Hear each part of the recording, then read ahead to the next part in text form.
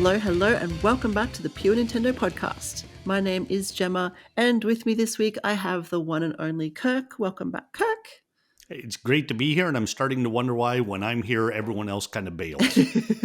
This is a bit of a pattern. Yes, what is going on? We did miss you last week, though, and we did delve into what was the news of the week, which was the Nintendo Direct that dropped. And you Yep. missed that conversation, unfortunately. Did you have any of your own kind of follow-on thoughts out of the Direct that you wanted to share with us? Nothing aside from I thought it was an excellent direct that in no way, shape, or form was meant for me. Okay, so you're not a Mario, Batman. What else was Yeah, there? I think I played one of those Batman games on the Mac a long time back, I believe. Maybe the first one in the series or one of them, but I never played any of the others. And it looks, my brother's a huge Batman fan. I mean, he was a Batman fan from 3 months before he was born. He may have been Right. born with the Batman emblem on his chest, for all I know. Cool. So Batman has always been big in my family. I don't know that that's a game I'd go back to play. It's a kind of game I think I'd rather watch someone else play. That's true. It does have that quality. It is fun to watch.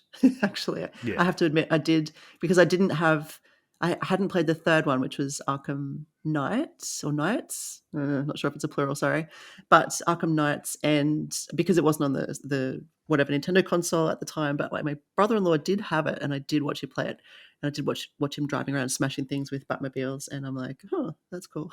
So, Oh yeah, yeah. you guys were talking about the copious use of the Batmobile.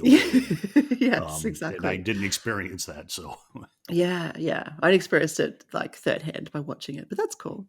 No, it are was those a really good developed by direct. Rockstar? Yeah, I believe so. Mhm. Does that explain the Batmobile? Then they're pretty big on cars in their other games, aren't they? I'm not sure. No, I don't know. Sorry.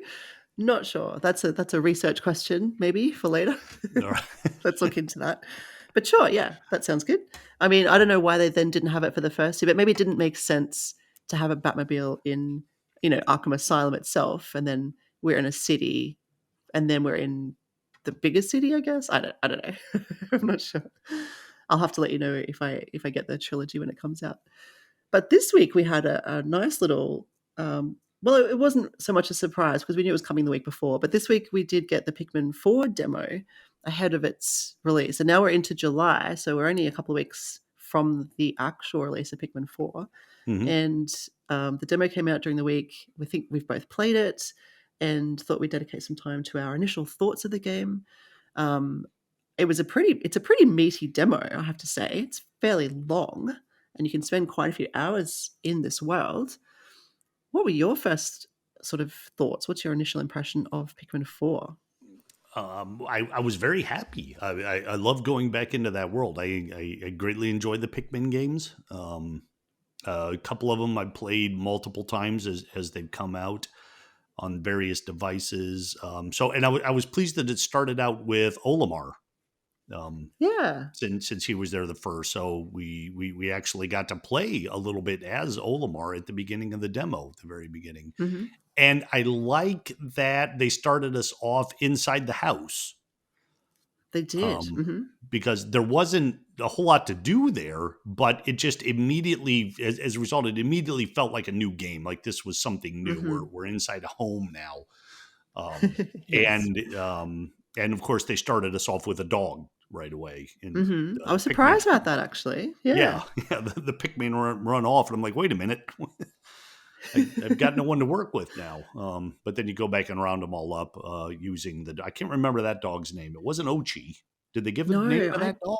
I don't remember. I know he was like a greeny color, wasn't he, compared to Yeah, Ochi, who's yeah, like kind of like a a bluey, yeah, tan. blue, yeah, sort of a Mm. turquoise.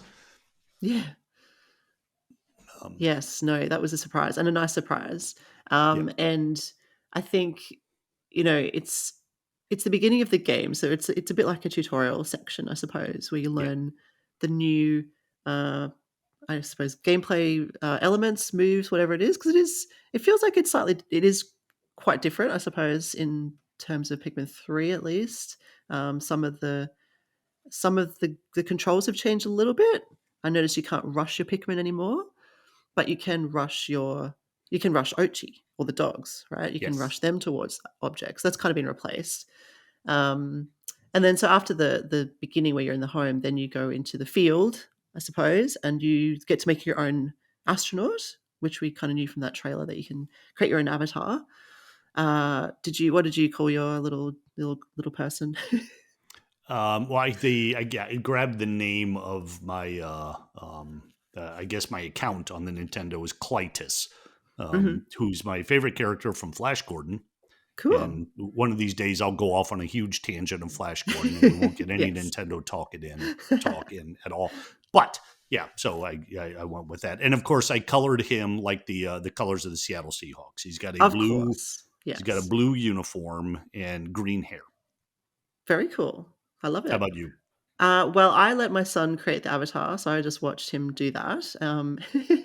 And he went with a blue, like, mustachioed kind of man, and he called him Mr. Creep for some Okay. reason. So I'm like, "You sure that's what you want to call him?" He's like, "Yep." I'm like, "Okay, Mr. Creep is now running around with Pikmin." It's not. It's just he's just a funny kid. Anyway, his comment to me though while he was creating the avatar was, "There are no smiles. None of the astronauts are smiling. They're all like open mouth, like the circle kind of mouth, shocked or whatever, or they're frowning." There's no Well, smiles. it's hard to smile when you spend your life crashing ships onto foreign planets. Like This nobody is true. in this universe knows how to land, apparently. No, So no, yeah, they they're all don't. upset. They do not. And the trailer alluded to that it's like Yeah, someone yeah, went it to was. rescue Olimar and they crashed. And so there's Yeah, rescuers of rescuers. And I think that's what your role is, right? You're a rescuer of the rescuers. That's your avatar's role. yeah. Yeah. You were like a new employee, and you didn't get to go with the main group, and so now you're Mhm. the only one left, and you have to go save everyone. Yeah. And so you get to create your little avatar. You land, I don't know which planet it is, sorry, but you land on a planet and your first job is to round up is it 5 astronauts plus Ochi? But you find I Ochi pretty think quickly. I think Um, so. 5 plus yeah. the dog. Yeah. Yeah. So that's your goal. Um, and so, I mean, one of the other things I noticed was you can't have more than 3 Pikmin types, I think, in this game, right? As in, you can't carry more than 3 with you on the overworld, but I believe in the underworld you can. And there are sections of this game, and I'm kind of straying a little bit here because I only played it. I played a little bit, my son played a little bit, so I was dipping in and out, and we didn't finish it. But it seems like the rules in the underworld are slightly different in that there's no time limit as well. Right. Yeah. Right. And I also think that's a callback. And I've said this before, I'm a Pikmin 3 fan, but I've never played the previous titles.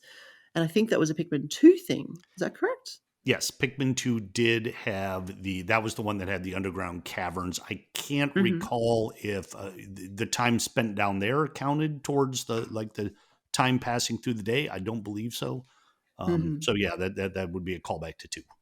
Cool. Yeah. And that's really exciting and fun. And you do get to try out the Ice Pikmin during the demo as well, which is Yeah. cool. Yeah, the second Um, ones you come across. Yeah, yeah. So how did you enjoy these little new critters? Yes. Yeah. I think the first time I got them, I thought I really wanted to freeze someone and smash it. And my strategy was like I froze them, and then I thought, oh, I got to charge the dog at them now. Mhm. But I'm pretty sure that the Pikmin who were also still hammering away on his frozen body smashed him before the dog could get there. Ah, okay. Interesting. Yes. Shattered him, I should say. Sh Shatter. Yeah, we're going to shatter the ice, not smash it. Yes, yeah. Yes, and the demo runs until you get is it 1,500, Yes. Sparklium? Yeah, which is really, it's, it's as I said, it's a decent demo that can take a few hours, and if you don't collect the Sparklium, you can just keep playing. How long did it take for you to get through to that point? Did you get the 1,500? Yes, I did. And Mhm. I'm fairly positive I was on day 3. Yeah, okay. That's what I've heard as well. We were up to day 2, when we finished so it's, morning for me, but yeah, yesterday, and so I'll probably go and finish that, after the show. So, yeah, but it's really cool, and I think at least Pikmin 3, that had a demo as well on the Wii U, so this is kind of a pattern, I suppose, to get people into the game ahead of the launch, and it's really great that Nintendo does this especially with something that's now, a 20-plus-year-old series, 4 games in. It's not like it's heavily, even though it's 20+ years, it's only 4 games, so they're sporadic, like they're stretched out in between each one. And it has its own following of fans, but it's still, a lot of people don't know Pikmin. They just don't understand it, and the trailer can't overly sell that point. I think if you, like, for me, when I watched the Pikmin 1 and 2 trailer, I knew it would be good because it's Nintendo and it's Miyamoto and it's cute and but it just didn't look like my type of game until I actually played it. So I hope people do play the demo if they're not already on board with Pikmin. Do you think Pikmin 4 would be the one to sway people who aren't into Pikmin? I think it certainly could. I do feel that they made a lot of little changes into the controls in that, Hmm. when you go to toss the Pikmin at a flower, for example, to get one of the little pellets to grow more Pikmin, it snaps onto the pellet. I don't recall it doing that before, or if it did, it didn't do it as quickly. So it, like, aiming them and getting them to go where you want them to seems easier in this one. Hmm. So Yeah. I think that will appeal to people. The one that they released, was it the new play version on the Wii? I can't remember which one it was. It would have been either Pikmin 1 or Pikmin 2 that they re-released for the Wii, when you were using the Wiimote and were able to just point right at the screen to aim. Yeah. Hmm. That was the best control. That was really precise. But of course, you Cool. can't do that now. So, but the way they set it up, I think was, a little easier. It seemed to me that maybe the combat's going to get a lot harder, of course, as you go up against tougher monsters. But Hmm. the controls were pretty tight. So I think if you are new to a Pikmin game, then this would be a good place to start. Yeah, I agree. It does seem like they've kind of upped the accessibility a little bit in terms of helping people maybe who haven't played it before, yeah, get used to the series. I mean, something we noticed, and I'm sure you noticed as well. As I said, it is the intro to the game, so it is a bit of a tutorial, at least at the beginning. There's a lot of cutscenes. There's a lot of um, pauses to the gameplay. When you're playing and then someone talks and you're like, "Oh, wait, what? I'm just trying to get to this thing," and then you go back to the game, you move a little bit, and then it talks again. And there's a few interruptions in the beginning that we noticed, and I've read this online as well. And that's just because it is, I suppose, the start of the game, and you're being introduced to all these characters. But even my son did say, "Come on, I just want to play." I just Yeah, he's like, "What?" they're quite a bit of hand holding. Mm, I yeah. agree. And a So lot of yeah, that, though, hopefully, is talking about some of the newer things, like, you're a yes, Pikmin fan, you've played these games, but you haven't used the dog before. exactly. They're the new Yeah. ice thing, so they're introducing a lot, and there was a lot more story at the beginning of this, I recall, than the previous games. Hmm. Yeah, exactly. So yeah, if you're a fan, just be aware of that, but don't let that put you off. I'm sure the full game won't do that the whole way through. It's just in the beginning. Obviously, we're introduced to different elements and characters, um, but it seems also that you don't have to worry about things like collecting fruit, for example, to sustain your team at the end of the day, a la Pikmin 3, right? Yeah, That was something you had to do. And I think Pikmin 1 had its own, from what I've read, it had its own element of time, or some sort of thing that made you rush. And that what I'm seeing with this one is that they're giving you a little bit more space to explore, a little bit more time and freedom. So it yeah, feels a bit more, without saying the word open world, because it's not, but it feels like there's more room to explore and actually do what you want to do and enjoy your time with it. Whereas Pikmin 3 did have that freedom to some extent, but because you were limited, you had the days, the night, obviously the day and night system, but you needed fruit, you needed the juice to survive. And if you, by yep, the end, we had racked up a whole lot of juice for our crew in Pikmin 3. But at the very beginning of the game, you only have limited supplies, and I think you use half of a canister at the end of the day. So there's kind of a balance between exploring and furthering the story mode, but also you need to find fruit along the way to sustain your crew. So it seems like this one might have a little bit more of that exploratory element to it, which is cool. yeah. So yeah, Yeah, in definitely look. Pikmin 1, I believe that the time restriction on that was 30 days. You were just Ah, given 30 yes, days to get yep, as much as you could, and if you didn't get things done, you got a bad ending. Um, and right, it wasn't yes. like you could then go back 2 or 3 days and say, okay, I got to get more. I mean, if you were really far behind, you were done. So it was a stressful game. It wasn't, but I also don't recall Yeah. it being that hard. Like you would have to really be pokey to not get a decent ending to the game within that 30 days. But yeah, Mhm. they got rid of that in Pikmin 2, and that made it a much more enjoyable experience because you weren't freaking out about, if I don't get anything today, if I don't get any of these treasures, then I'm going to have to get 2 tomorrow or 3 tomorrow. Or Yeah, right. And could you replay a day back in Pikmin 1? Like in Pikmin 3, you can replay a day if you're like, "Oh, that didn't go so well. I lost too many Pikmin or I didn't get any fruit, or yeah, now I wanna do it again because I know where to go." You could replay that day. Could you do that in yes, Pikmin 1? Okay. yeah. Yeah. And it looks like in Pikmin 4, we actually have the ability to rewind time as well. Yeah, did they mention that in the demo? I or was that in the Um, video where they saw it? Because I don't remember doing it. I mean, it wasn't I didn't use that feature in the demo, but that's they did true. say that, didn't they? Yes, they did. So I think maybe there was a trailer that dropped alongside the demo, which showed that off potentially. I don't know that it was available in the demo. Sorry, that is a good question. I didn't use it personally, so perhaps not. If you didn't use it either, then maybe it was not present. Same with the nighttime. There was no. We know there's new Pikmin that come at night, the glow Pikmin. And well, at least where I'm up to, I haven't seen those. So, have you encountered them? No. No. No, So I yeah, don't think we're gonna get to the glow Pikmin yet. which is fine. I Yeah, think you got to nothing save yet. something for the full Yeah. game. So you don't want to give it all away. Excuse me, at once. Yeah. So overall, it's a really decent, deep kind of demo. Plenty of hours worth of gameplay. I think it gives a really good picture of what to expect later this month. Did you have anything else to say about Pikmin 4, the demo? Yeah, I think the thing there were 2 things about it that are great about Pikmin, and I guess I'm speaking specifically to people who haven't tried it yet. Um, the reason I'm so happy there's a Pikmin 4 after all this time, and I mentioned this in the cover story for the Pure Nintendo magazine, which will be out soon. Um, there's nothing else like it. Like you look at it and it's kind of hard to figure out what exactly is going on here. That's because I can't think of a single other game that is remotely similar to Pikmin That's in true. play style.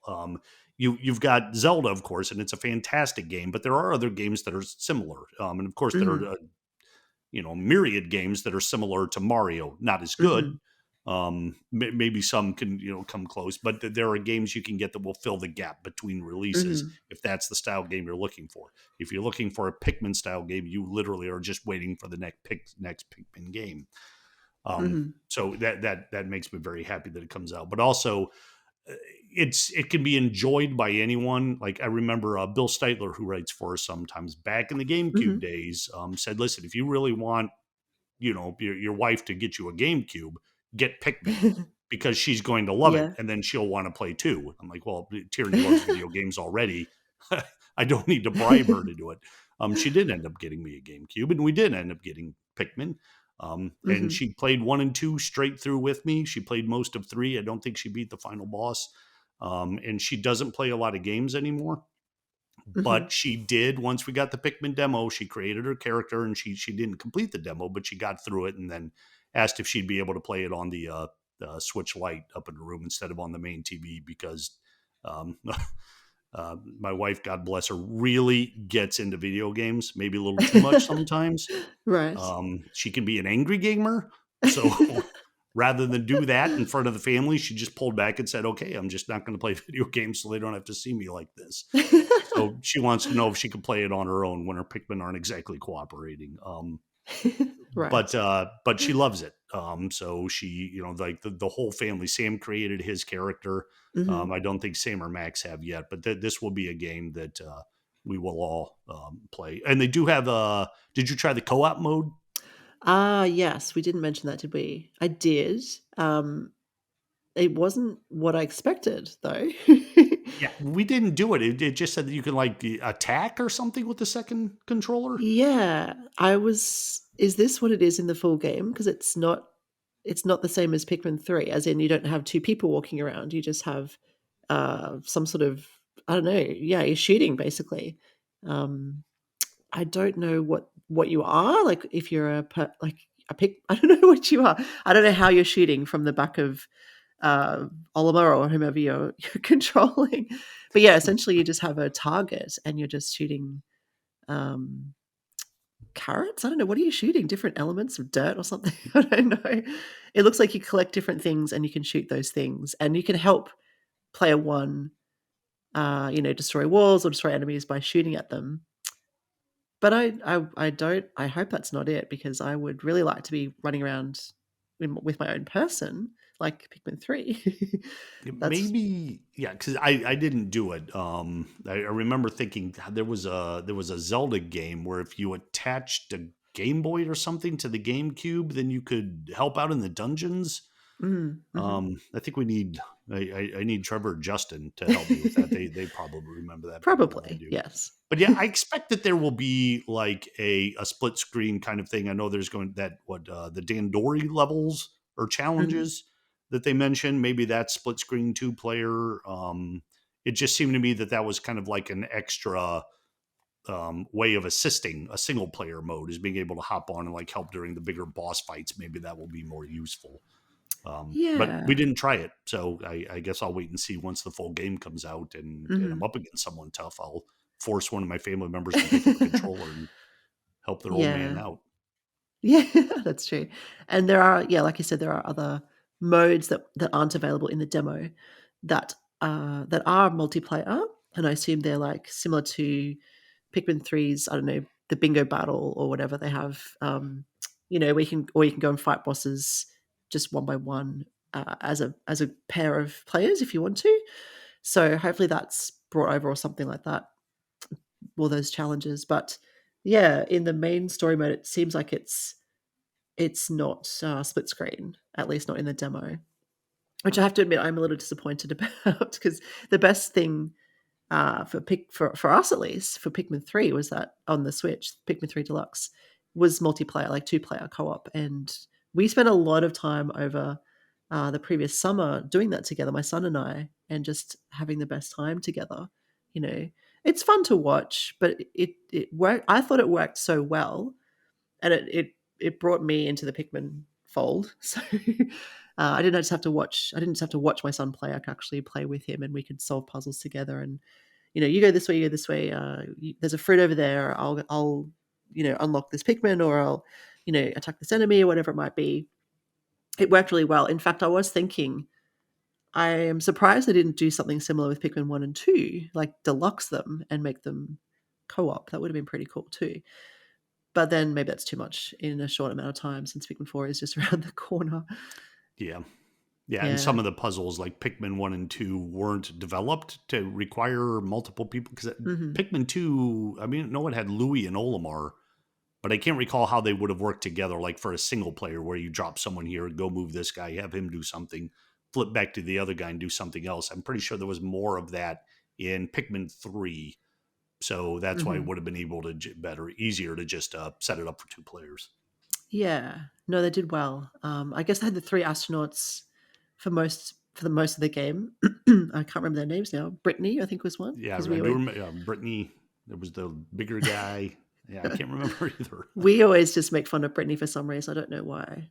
I was usually Brittany if she was available, just because my son didn't want to be Brittany. So, like, what's wrong with Brittany? Come on. Anyway, so yeah, I think they could have made a ghost. If there's only one person, um, but you wanted to make it 2-player co-op, you'd have to make like a clone or a copy or a ghost version of that person or something like Yeah. that.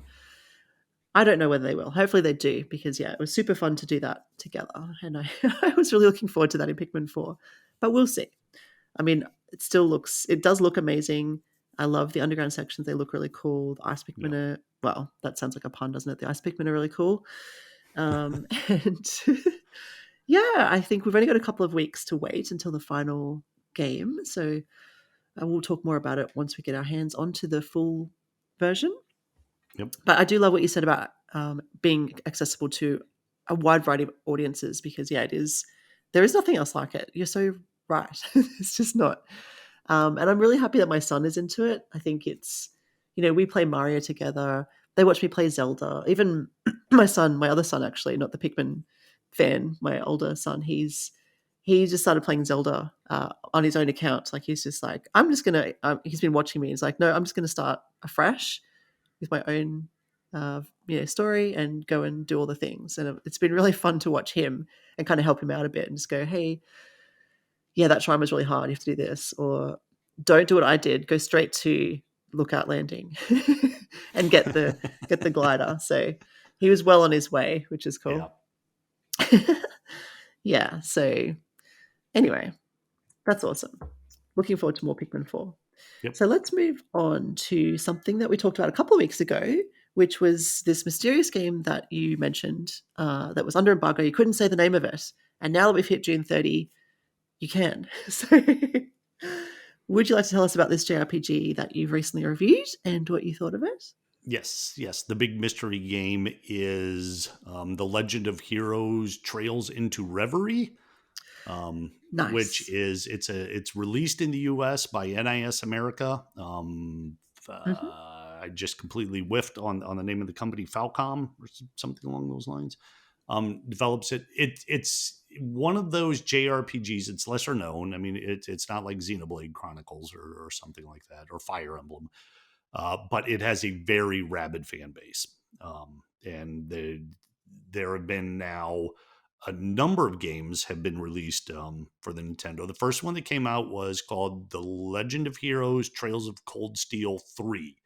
1 and 2 were never released for the Nintendo. So at the beginning of Trails of Cold Steel 3, if you wanted to, there was a great big giant encyclopedic history of what happened in the first two games.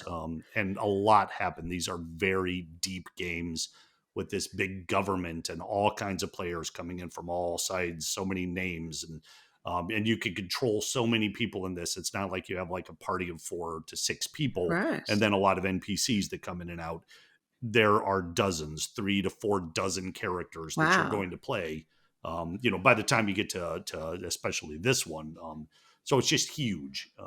And it's confusing in that way, because if you haven't just played one of the games, you can't remember who anyone is or how they fit into the story. You'll remember what they look like. But this one, there were Trails of Cold Steel 3 and 4 told the story. The central character was a gentleman named Reen Schwartzer. He was a student at a school in 1 and 2, and then he kind of became a class instructor, and his group is now referred to as Class 7. Right. And so he was with his students, and we had his adventures, which took place within this world. After those two came out, they went back and re-released. They ported a couple, I believe they were PSP games, which were Trails, Trails from something and Trails into Azure. Right. And they followed a different group of people. It was this new police force in a town called Crossbell. Lloyd Bannings was the leader of that, and he had his group. So by the time we got to Trails of Cold Steel 3 and 4, we were seeing some characters from Lloyd's group in those early games. But so we were now able to go back because NIS America released those. You can now get their full stories. Trails of Cold Steel 4, I thought, tied up the series, but what they decided to do here was make one more game set within this universe that utilizes both these groups of people individually. So you're going to follow Lloyd's story, and then you reach a point where you can't progress. And then it bounces over to Reen's story, and then you reach a point where you can't progress. And then you can go back, although they've also added a third group, which is, and there's still some things I'm not going to give away here because the game doesn't come out until, I think, this Friday. Okay, it's actually being released. But there's this mysterious character named C, who wears a mask. We don't know who he is, and he's got a couple new people with him, and a new character who you could tell from the beginning is going to be a much more important character than anyone knows at this point. So there's an awful lot going on in this game, and you really, once you get your head wrapped around it, it's a very easy story to get into. If you're willing to accept, okay, these characters obviously know each other better than I know them. I'm just going to go with it, act like I remember who any of these people are too. Wow, cool. So you said it's a deep, series. uh, Yeah. of games. How deep is it in terms of time wise, gameplay time? How long are you spending in these worlds? I would expect this game probably is going to take about 70 to 80 hours to play. Hmm. That a lot of that depends on the difficulty level you play it at. Hmm. Because I had to do the review, set it on easy, which made the boss battles easier than I would like them to be. But I needed to get through it quickly. Yeah. There are also, it's one of those games where there are a ton of side quests. Although there are some changes in this one to make it so they aren't quite as hidden. In the previous games, you really had to backtrack a lot in order to find or do as I would do and get a walkthrough. Um, in order to find a lot of the quests, you needed to go to the right place after a certain point. So you need to go back to places, talk to people again in order to get things. This one kind of pushes you along the story faster because one of the elements here is that when you get to points where you can't progress any further, they have something now called the True Reverie Corridor, which is a completely separate world from what's going on within the story. And like all parties can go there. So even though they're following three separate stories, all of them kind of come together into this room. And the way they write this is that they're in there and they're like, weren't we doing something important? I don't remember. Let's just level up. So they do, and then they go back into the real world and they're like, why do I suddenly feel so strong? Weren't we just here a second ago? What's going on? So it's kind of like that whole thing exists outside of the story. Um, Right. but there are a ton of things to do in there. They said there are areas you can go through to level up. You can find items that you can't get anywhere. There are a ton of mini games that you can play, again, having nothing to do with the story. In fact, one of them is a trivia game about the previous Legend of Oh. Heroes games. Oh, wow. How did you go with So, that? like, yeah, when you're in there, you're not even in the universe anymore because Hmm. it's like you're now a fan playing a trivia game. There's like an on the rail shooter that you play. There are time challenges, like, well, I should say up front, these are very like anime style games, and they have always had their Hmm. share of fan service in them. Yeah. Nothing gratuitous, but to the point where some people are like, I don't really feel comfortable with what just happened there. They moved all of that. Well, I shouldn't say all of it. They moved most of that into these areas. So now we've got like a beach area for everyone's walking around in their swimsuits. The boys are playing a game where they got to split a watermelon in half. There are time challenges with that. There is there are conversations you can have. Like the character I mentioned earlier, Reen Schwartzer, was kind of like the harem character of the game. All the women Right. loved him. He didn't realize it because I'm their instructor. They can't possibly like me. So he's kind of oblivious while they're all hitting on him. He flirts with them innocently, but not really. You know how that works. Yeah. Here, that's done within this the True Reverie corridor, where he's allowed to have drinks with the girls, and if you answer their questions right, they get closer to him. We get some up close shots of them fawning over him, and so you can skip it, which is great, because if that kind of thing upsets you, by all means, yeah, don't do it, but you get bonuses for it. So you miss out on the increased relationships if you don't do that kind of thing. So there's a bit of a trade off there. Mm. Um, I don't know, and I mentioned this in the review, I don't know that I like that they moved all of this into this special section, because the great thing about these games is the story and the pacing as you push, along these things. Now you hit these points where you're suddenly tossed into this world that has nothing to do with the rest of the game, and you could skip it. You could get out quickly if you want to, but you don't want to because you want all of these items that you're going to get. So you end up spending just way too much time doing superfluous activities, and the story gets kind of bogged down as a result. And I didn't like that Right. element. Okay. Um, Interesting. but everything else about it, especially if you're a fan of this game, then it's basically it's a reward to you for having played everything. Like, look at this character, remember this, remember this. A lot of callbacks, a lot of cameos, a lot of fun elements in there that fans, I think, are going to love. Well, that's cool. Yeah. Interesting. Interesting way to balance it between, yeah, fan service and kind of interrupting the flow, I suppose, of the game or the story. Whether Yeah. that works for people or not, I guess, yeah. Check out Kirk's review. It is on the website right now. and it goes into great detail. So just to clarify, does this series of games, do they occur in parallel to each other in terms of the timeline, or are they following on from each other? Because you know how you sort of talk about groups of people and seeing things from their perspectives and stuff like that. Do the games kind of run in tandem, or is it sort of sequential in terms of a It's timeline? yeah, the different storylines kind of happen in tandem. Right. Yeah. So yeah, you'll progress to a point where it's just story wise, we can't really go any further until you see what happened to these guys while they were going down their Yeah. group. Okay. Yeah. So there's, in fact, there are a lot of points also where they do intertwine. Like a couple of the groups, they don't know each other yet. So when you get to the end, there are stories where you can't progress any further. It's because now they're going to fight. So you Right. have to get them both to the level where they're going to do that. And then they kind of split off again and then they come back together. So you can actually switch back and forth at any time, really. You could just be playing along and say, I want to see what Lloyd's up to. So you go over there. I didn't do that. I waited until I reached a point where the game said this is now locked. You have to finish either one of these paths before you can go. Once I hit that, then I went back, played everything, and then caught up. Okay. Interesting. But you do have some control over that, I guess. Yeah. Yeah. Yeah, Cool. and What's thankfully, especially if you're used to it, it's another one of those JRPGs with a very intricate battle system. It's turn-based, so it's not too hard to figure out, but there are a ton of things to customize, and you keep getting new ways to customize it as you go along. And then, of course, Mhm. if you have a party with like 24 people in it, you're only going to be able to use up to about 6 at a time. So you've optimized these people with these great accessories, but now you're not using them. So do I bother to go through and take off all their accessories, give them to the people I'm using now, knowing that I'm going to have to go back to them eventually? So there's a lot of Uh, micromanagement as you're going along. And now you're doing it with 3 completely separate groups, and each group can pull from the others for the most part. So if you don't want to bother with all that, then just play it on easy mode where you don't need to in order to progress. But if you're playing on especially on the harder modes, then you really got to optimize that party in order to be able to get past some of these fights. So it right. allows you to play it however you want.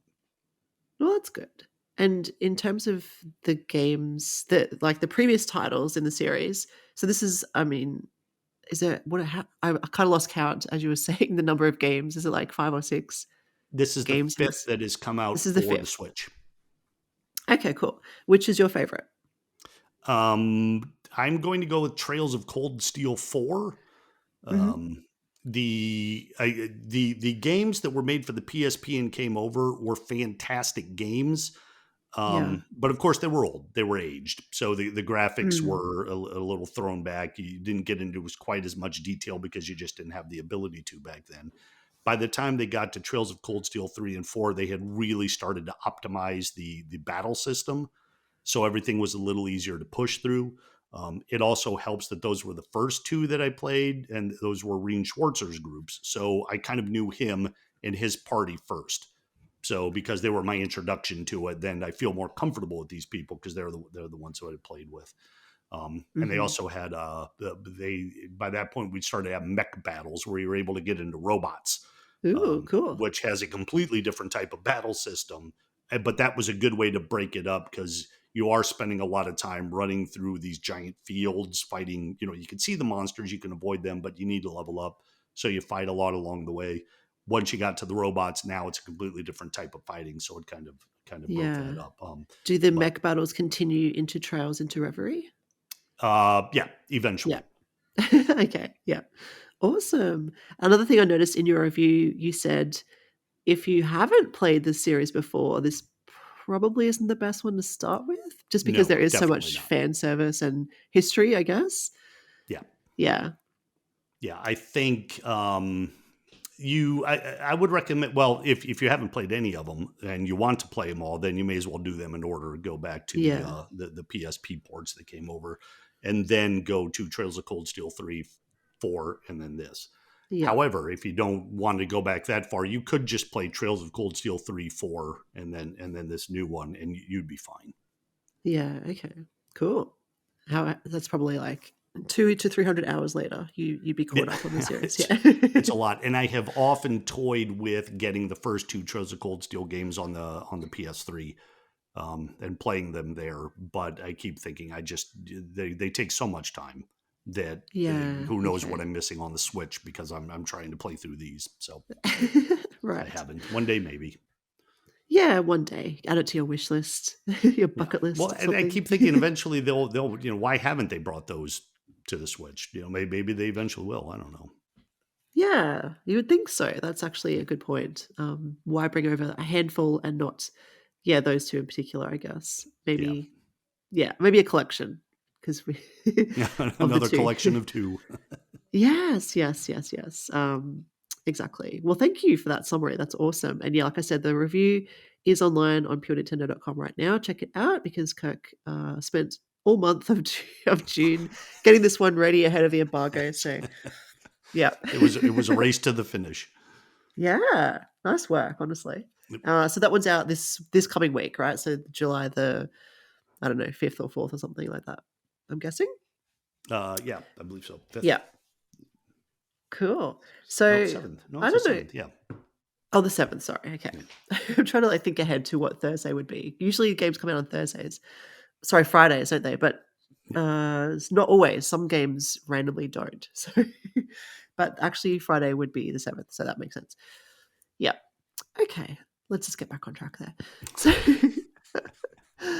well, speaking of games that have just come out or about to come out, so these ones did come out just last week, and we've been talking a lot about the Switch Online library recently because it seems to just be getting quite a few updates. You know, they've had a few um, boosts to the collections lately with Game Boy Advance games, etc. And these ones are SEGA Genesis games that actually came out just last week in the eShop update. Now, I excuse me, do a bit of a cold, sorry, so I'm trying not to to cough and such.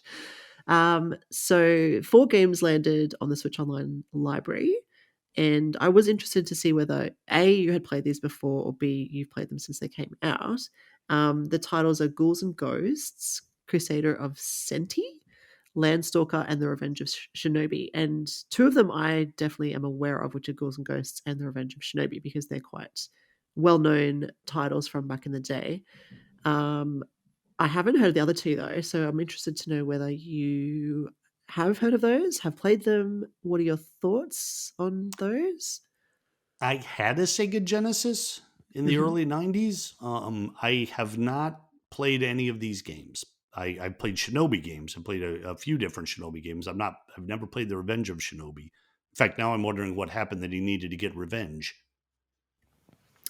Yeah, same. This is this the sequel? Because I wasn't sure either. Shinobi's the one with the little shurikens that you're throwing, right? Yes. Yeah. But maybe Yes. I'm Yeah, wrong. yeah. Maybe like I always played it at the arcade and I played it on the Genesis and I actually played it on the Switch. But was Yes. Shinobi not the dude? Maybe I Shinobi thought was the so. bad guy. Who Yeah. was Shinobi?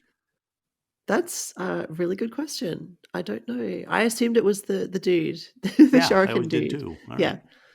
Yeah. Interesting. I have to admit, I did have a Genesis, and in Australia we called it the Mega Drive. And I don't know if that was because we had the Super Nintendo, and so Sega wanted something, super mega. I don't know. It seemed Okay. like they were Yeah, trying to that makes compete. sense.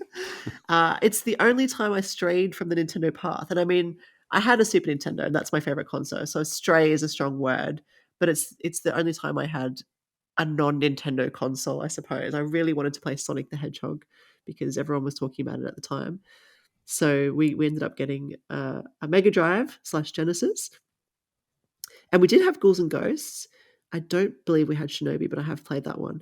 So I mean, it's interesting now, given people like us who grew up with the whole Nintendo versus Sega time of the 90s, because they were the 2 big ones before kind of Sony entered the arena with the PlayStation. And now Sega, is on Nintendo, and it still blows my mind to this day that we're playing Genesis games on Nintendo platforms. Yeah. Yeah, but it's cool. I like it. I think it's good. I think Sega's pivoted quite well to make themselves, focus on software and sort of ditch the hardware. I think they've done the right thing there. Yeah. So Yeah. I think it's okay, worked so we out for don't. them. Yeah, yeah. So I'm interested. Maybe this is a mission for this week to go and actually check out these games and see how they play. Um, I do like that they do it in batches of 4. It does seem a bit meatier. Like, here's 4 new games for you to try that you may or may not have played before. They're obviously classic titles. They're 20 or 30 years old, but it gives people exposure to things they might not have played before. Like maybe they didn't have a Genesis, or maybe they missed out on. Like we've been saying, we haven't played many of these previously, so it would be interesting to see what they're like and how they stand up. I guess my era of choice is the 16-bit era of the 90s, so that Super Nintendo Genesis kind of style tends to hold up better for me, I think, in terms of graphics and I suppose gameplay to some extent. Yeah, Do you, I completely agree with you on that. yeah, Versus right. like the polygonal thing when they first started Yes. exploring the 3D afterwards. Yeah, I just don't like the look of those games at all Yeah. compared to the 16-bit. Yeah, they've just aged a bit more, I think. Yeah. And even though, even today we still see new games emulating that style, that kind of 16-bit style. So they did something right back Yep. back then. So yeah, so okay, cool. Well, that's kind of 4 games. If listeners haven't checked them out, they're available now to try for the Genesis. And I think you need the Switch Online. What is it called? It's like the extra add-on for the Genesis ones, Yeah, right? is it on Online Plus? Yeah. Good. Yeah, for those ones. So that's cool. All right. Well, I'll try to report back next week if I've had a chance to play them. All right. Some Yeah. other random news of the week, and Kirk you posted these on the website. There's a couple of games that we just wanted to highlight as an interesting little kind of side note that are coming out later this year on the Switch, and they feature pretty famous characters like the Grinch and Baby Shark. And I think everyone, whether you're a fan or not, these names mean something to you. So everyone Yeah. knows the Grinch, everyone knows Baby Shark. The Grinch, for me, I didn't grow up with the Grinch. I don't know if it wasn't big in Australia. As a Dr. Seuss book, I mean, I've read it as an adult with my kids, but it wasn't one I was exposed to as a kid, even though I was exposed to Dr. Seuss. And then there was the Jim Carrey movie, which I'm going to be honest, I never actually saw somehow. I just didn't see that one. But I did see the animated movie a couple of years ago. It happens to be one of my kids' favorite movies. We went to the movies to watch it. It was one of the first ones he saw at the movies. And he's a big fan. It's quite funny. So tell us a little bit about. So, sorry, stepping back a little bit, these games came out of some kind of, was it an event or a showcase of some sort that you Yeah, attended? yeah. Yeah. Outright Games had an event where they were launching, and they announced some other games too. Cool. These were the ones that I covered. I do Yeah. want to go back though to something you just said. Sure. The animated movie, when you're talking about seeing that for the Grinch, are you talking about the one from like the 60s, or was it the Oh, newer one? no. No. So this is, a couple of years ago, there's a Benedict Cumberbatch was the Grinch, and it's an Illumination movie, so from the makers of the Minions. Have you not. Does that mean you've never seen the original cartoon from the 60s? No. No, I Oh my haven't. lord. No. Should I? Is that a thing I should do? How's that not? Boy, that's all over the place on TV at Christmas here in the States. Yeah, it's glorious. I think that's It's what I yeah, what I it's mean when. directed by Chuck Jones, who did all the Oh, like the Bugs Bugs Bunny Bunny. cartoons, Yeah, right. and it stars Boris Karloff as I mean I think he even sings the songs. Do you know the song? You're a mean one, Mr. Uh, I Grinch. know that one because I think it's been alluded to in other media over the years. So I've definitely heard that. And Man, I can see the animated Grinch kind of face because I've seen memes of it or I've seen bits and bobs of yeah. it. Yeah. But I've never actually sat down and watched it. It boy, yeah, that just so weird because like most of us, like even myself, like our first exposure here was the cartoon. And then you Right. go back and you find out, oh, this is based on the book. Like that's how everyone finds Dr. Seuss. Well, except for Green Eggs and Ham, I guess that's like the first Yeah. book anybody gets when they're a kid. Yes. But yeah, I have no concept of what it must be like to have seen like the Jim Carrey movie and then anything else, and then go back to that original. I got to find out what you think of that. Yeah, I'll have Having that be the to check last it thing out. that you've done on the Grinch. Yeah. Yes. Wow, that would be interesting homework for me. Yeah. That's a really good point. And I mean, that's why I say, and I don't know if it's an Australian thing. I don't know if it's just over here we weren't exposed to it. Maybe in the 60s and 70s people were. I wasn't around then, but I certainly wasn't, exposed to it growing up, in the sort of 80s and 90s. So yeah, interesting. Okay. Okay. Yeah. Yeah. We'll do. Well. Yeah. And my Do kids definitely, that. they definitely, my kids definitely wouldn't know about that. Like, at least I know there is an animation. So yeah. And like I said, I only read the book literally a few years ago with my kids. We went through a big Dr. Seuss phase. I did grow up with the likes of, Green Eggs and Ham and Fox in Socks and those sorts of things. And we've collected a lot of Dr. Seuss over the years. And The Grinch was one of them, and I really enjoyed the book. I think it's got a lot of heart to it, and that's a little bit of a pun because obviously his heart grows in Yeah. size. But no, it does. It's literally it does have heart. I think the story is really nice. And Yes. if you haven't seen the movie with Benedict Cumberbatch, though, you should check that out. Yeah, I'll check out the Okay. animated one from the 60s, and you check out the one from the 2000s. All right. Then we'll compare notes. Yeah. Yes. And the game doesn't look like either of those styles, though. I don't think, No.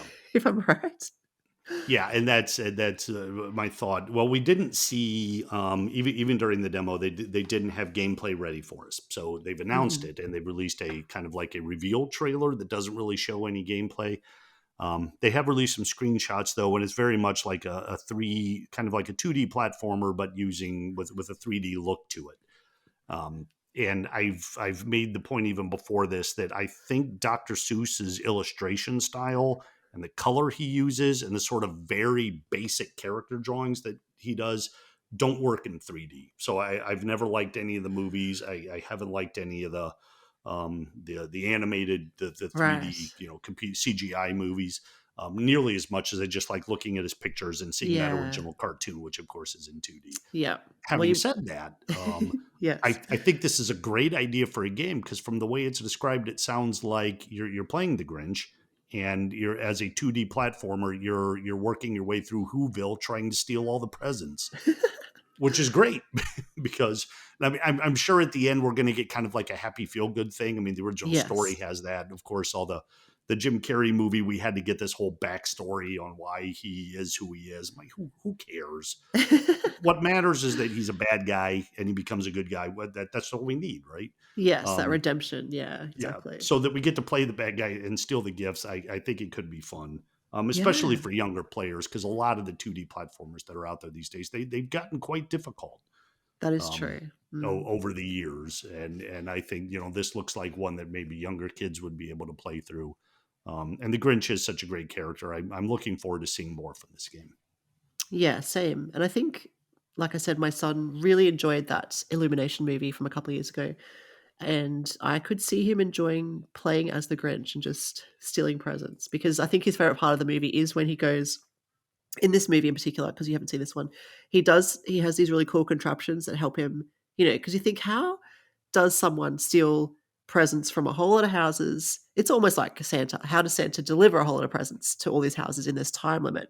And the Grinch has the reverse problem, but he has these little contraptions that help him, and they're really cool. Like he has these, and they're very Zeusy. Like they're obviously not from the book, or are they from the book? Maybe some of them are from the book, but they've enhanced them and added to them. So he has a thing that wraps up a Christmas tree into a nice little tight package, and he can zip it up the chimney. And he has, long, very, very long, stilty legs that he can walk from house to house and go from chimney to chimney. It's really cool. So I hope some of that comes across into the game because, yeah, I know my son would just love to try out these. It's like he's like James Bond with these little, contraptions that do his job for him. But obviously he's a Yeah. bad guy. So, Yeah. yeah, Imagine putting that much work into the ability to sneak into people's houses to steal their presents. It's like you yeah. almost have to applaud him for being that dedicated to his job. That'll be interesting. And that one comes out, was it October 13th or something? Yeah, yeah, I made a joke about that in the release too. That the big Christmas game is coming out in October. Yeah, But just in that time for that Halloween. it gives you more than enough time to pick it up and give it to someone for Christmas. You'll Yeah, that's true. or Yeah. even get into the Christmas spirit early. I mean, I guess when Halloween's done now, that's when everyone starts getting their Christmas stuff out, right? These days, so at least in the States. Yes. So Oh, yeah, get out the exactly. Grinch. Definitely. And so is it getting a physical release then? So you could pick it up and I can't recall. okay. can't remember if they meant. Boy, I sure hope so, because that is a kind of game that would make a good Christmas gift. Yeah, But I totally. can't recall if they announced that or not. That's okay. We can find out. More homework for us. Yeah. And the other one, which sounded interesting just because it is such a popular character, and I mean, this is mega popular, is Baby Shark. Because I think Baby Shark is the most watched video on YouTube, right? I think I it's, think. yeah, it's crazy. And I will tell you, I alluded to this before the show. I have a very small Baby Shark story that's nothing to do with Nintendo, sorry. Oh well, let's hear it. But Let's hear it. my son Hayden, he's my youngest, he came home from school one day and he was singing this song, and it sounded like Baby Shark do do do do, and it sounded like Baby Shark, not Baby Shark. Is Baby Baby Shark do do Shaq. do do, and he was kind of. I had not heard Baby Shark at this point, and my son, he is a singer, like he just sings all the time. So I thought he had made this song up, and so I went to America actually, and went to New York City, and I was uh, walking around the city with my friend, and this lady was pushing her pram, and she was singing Baby Shark. She's like, "Baby Shark, do do do do," and I'm like, "That's Hayden's song. What is going on here?" And my friend turned to me and said, "Are you serious right now? That is like a super famous song." And I'm like, "What?"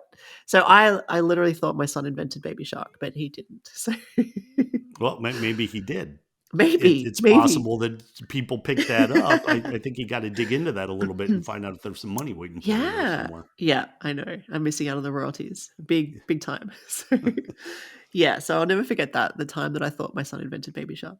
But tell us about the Baby Shark game and what does that entail?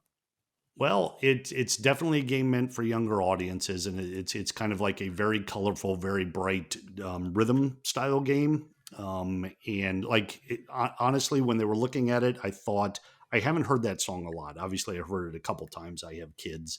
Yeah. Um, it just seemed to me like this is the video game of that song. If you just listen Right. to it and imagine that world, they've done it Yeah.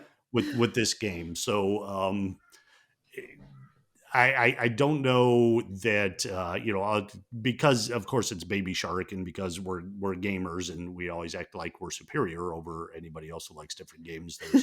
There's going to be a kind of a blowback on this, but boy, I imagine if you've got a kid who's into Baby Shark, and if you can tolerate listening to it over and over and over, I mean, well, that's why it's the most watched video on YouTube of all time, right? It's because if a kid Yeah. gets into something, that kid's going to watch it for 4 hours straight. Yes.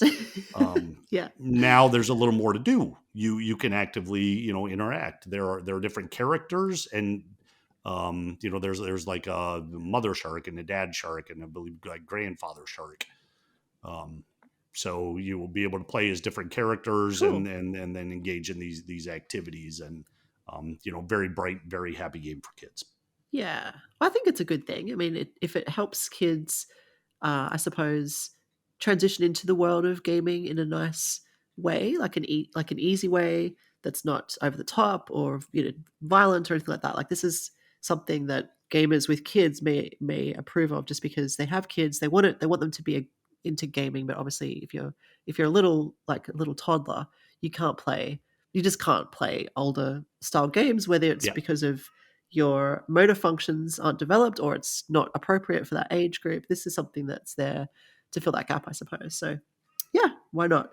I don't know Yeah. if it'll sell as well as the YouTube video does, but hey, why not? Yeah, and great for them, like when they have friends over, relatives over, to be able to play those games together and learn how to play video games Yeah, with other exactly. people. You give them more Yeah. of a gentle sort of thing, and because even there are people my age, certainly my teenage kids' age, who just don't know how to play video games with other people. It becomes more of a Right. violent, angry type thing, and Yeah, instead of just okay. enjoying the actual gameplay and the wins and the losses. So I Yes. am all for it. Let's teach them young.